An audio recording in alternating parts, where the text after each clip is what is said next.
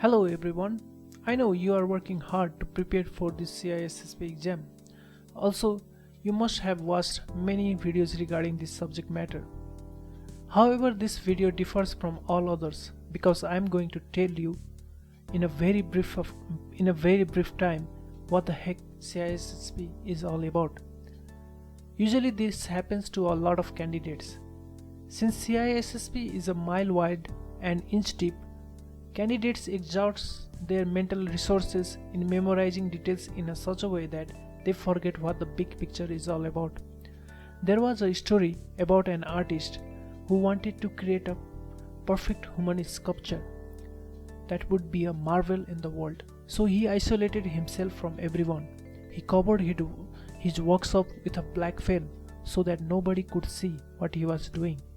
He spent almost 15 years creating his perfect masterpiece. Later, when the time came to present his beautiful creation to the world, people found it hideous because the size of head was inconsistent with entire body. The reason was that he became so focused on creating a beautiful head that he forgot other body parts which are needed to make a perfect sculpture.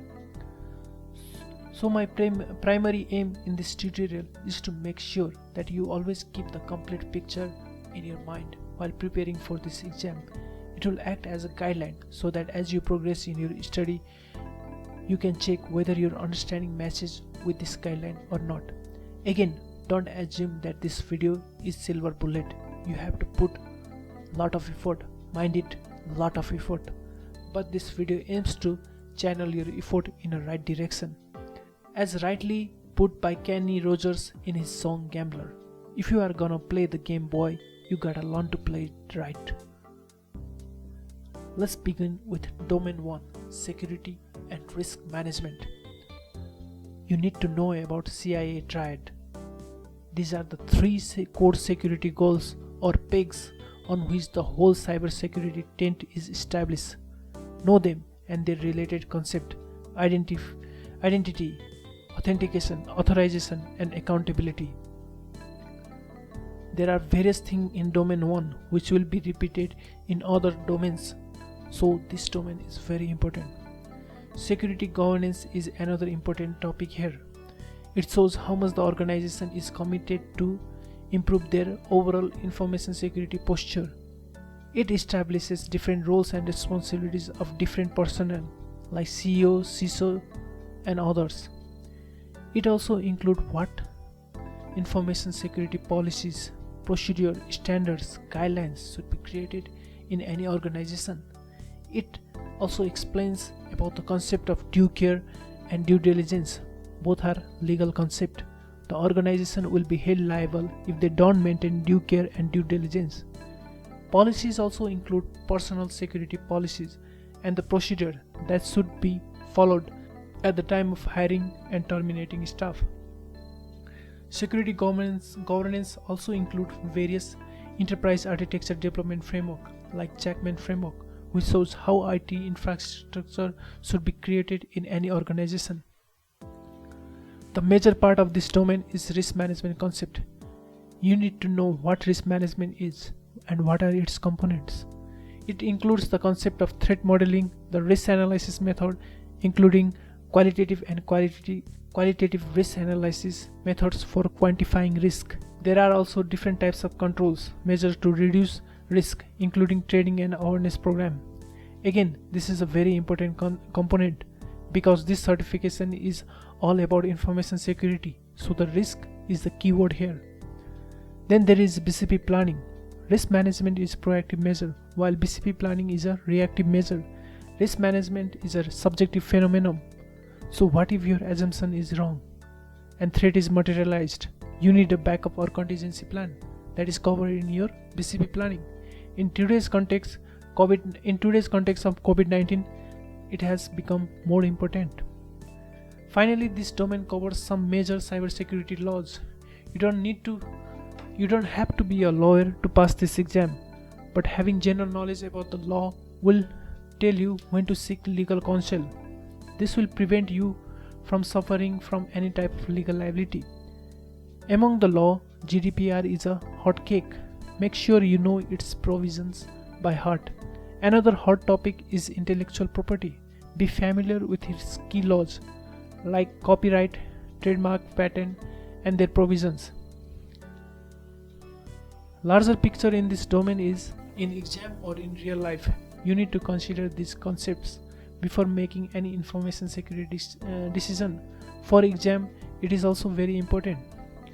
Let's say among the multiple choice question, one answer says that you need to first devise security policy, then it is usually right answer.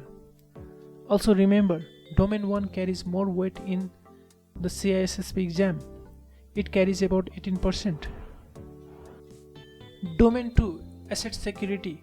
Domain 2 is all about protecting data or information in the organization. You need to first identify those data and classify them as per their sensitivity. So you need to know different criteria for the classification of those data. There are individuals to whom this data belongs and those who are responsible to protect them. Therefore, you need to be able to distinguish between data owners, business owners, system owners, data custodians who have certain roles and responsibilities regarding data. You also need to have an understanding of controls to protect those data. Data has a life cycle, so after its usefulness period, it has to be disposed of. However, the method of disposal depends upon the sensitivity of that data.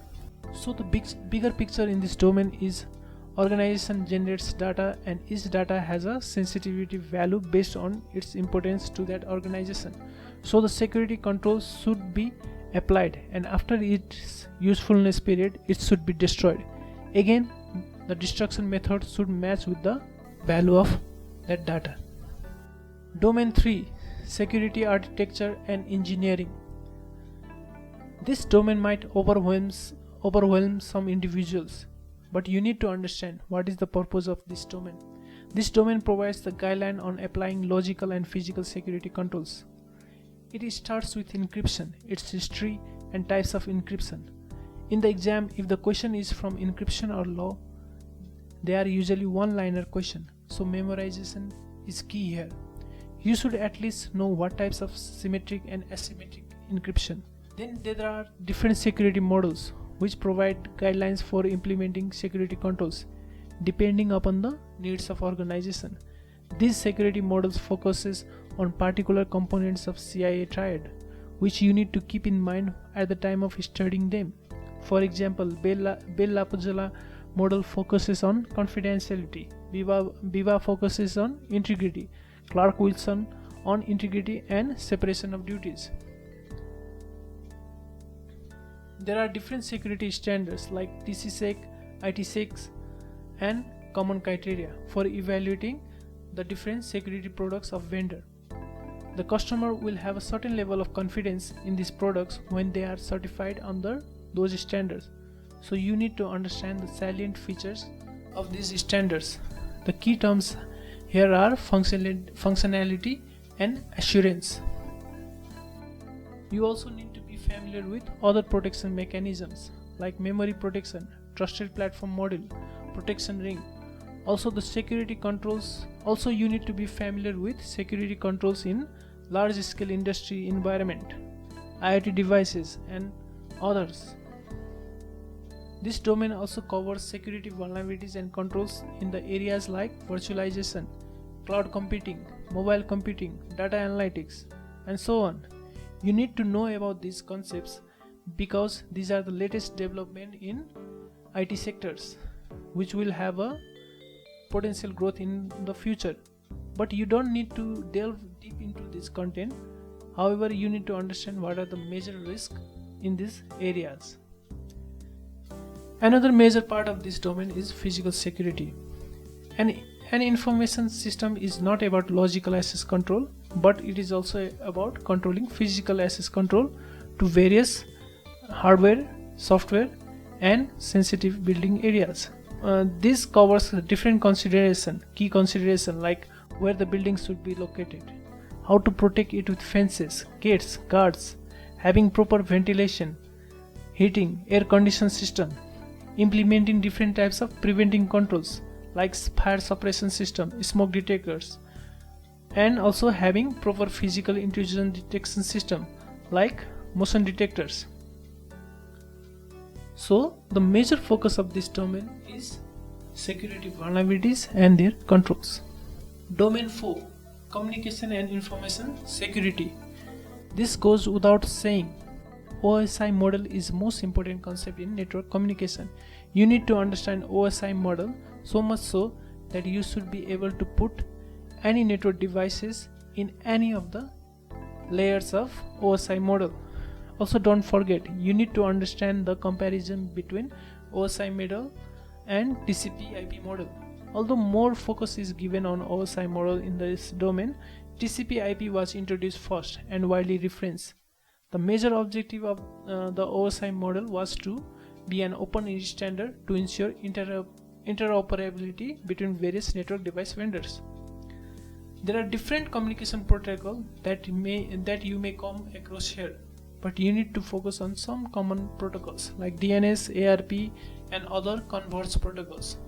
And what are their vulnerabilities? What are the key vulnerabilities in these protocols and how to protect them? This domain is also heavy on wireless concept.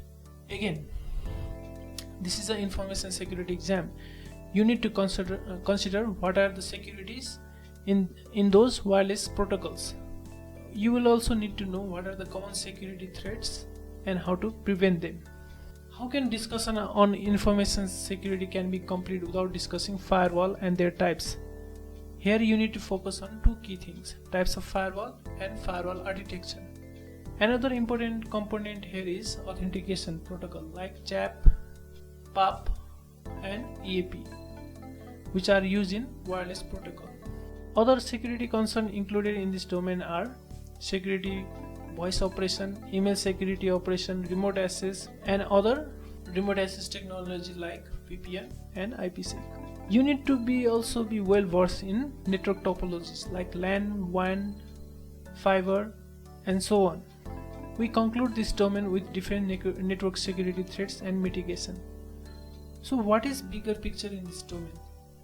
The network is very essential component in the information system because it connects different hardware and software. Hence, it is utmost necessity that you protect these network components. Otherwise, its compromise will lead any attacker to access the entire system of the organization. Domain 5, identity and access management. This domain is all about identity and authentication of users and the types of access control. You will learn about different types of authentication mechanisms, include biometrics. More weight here is given on single sign-on and federation sign-on technology like Kerberos, SAML, SPML, XSML. You will also learn about remote access control technology like Radius and TechX. Like other domains, you will learn about different cybersecurity attacks directed towards access controls like password attack, spoofing attack, masquerading attacks, and so on. The key thing in this domain is that you need to understand in order to access any system resources, every subject should have a proper identification and authentication. There can be different authentication techniques to make this authentication mechanism strong, like multi-factor authentication. Also, there are techniques to make authentication user-friendly, like single sign-on and remote access control. Domain 6, security assessment and training. Once you have implemented security control measures in your organization, you need to ensure that these controls should operate effectively. Therefore, you need to perform security assessment through independent third party. This domain explains types of audit, different types of audit that you can perform.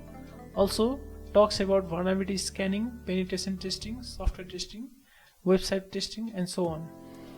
So for this domain, larger picture here is you should monitor control measures on frequent basis because new threats vector may have occurred or controls may lose their effectiveness over time. Therefore, independent third-party assessment is required.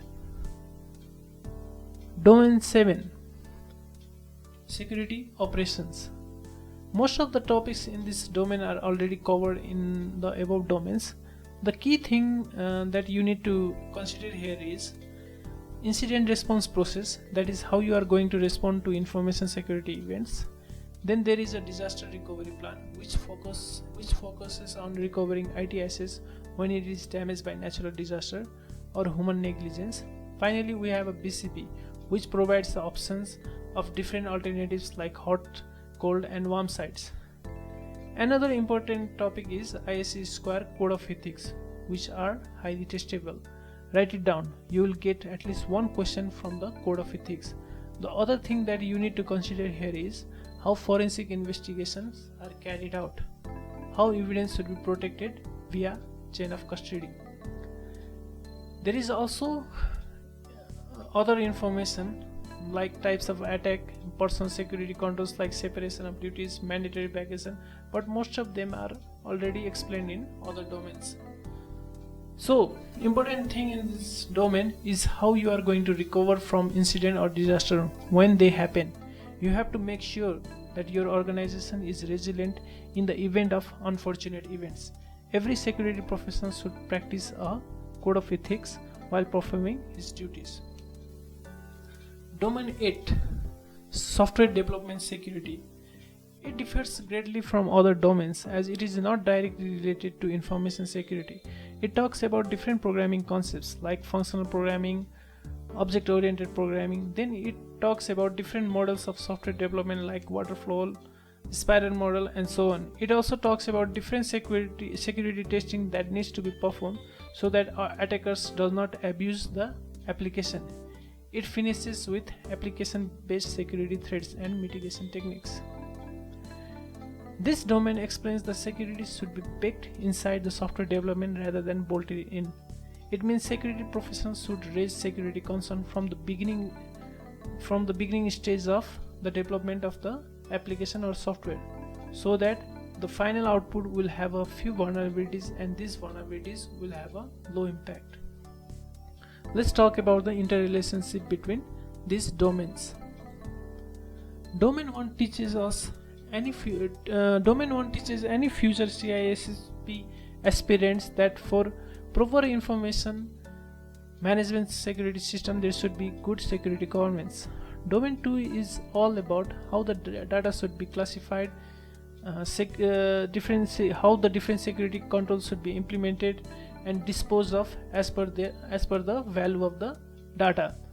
Domain 3 will guide on what are the types of security models for those data and the other information assets should be applied. Domain 3 will guide on what type of security models for those data and information and other information should be applied. What is the standards to test different security products developed by different vendors. Domain 4 will guide you on what controls or safeguards need to be applied to secure networking and communication in the organization. Domain 5 will guide how to configure access controls of user in those security controls as explained in Domain 3 and Domain 4. Domain 6 explains how to test these security controls to ensure that the organization can be assured that controls are operating to the satisfaction of the organization and it is preventing and mitigating unwanted threats. Domain 7 will explain how to respond to incident or disaster if those security controls fails and what is your contingency plan. Domain 8 shifts our focuses to software development, which explains that software development should consider information security requirements, otherwise consequences can have a devastating effect on the customer who purchases those products. The true meaning of CISSP is that you have to always consider information security goals and risk management concepts which are explained in Domain 1 in answering every question in the exam. So we have come to the end of this video. I hope it had been educational for you and I wish best of luck for your CISSP exam.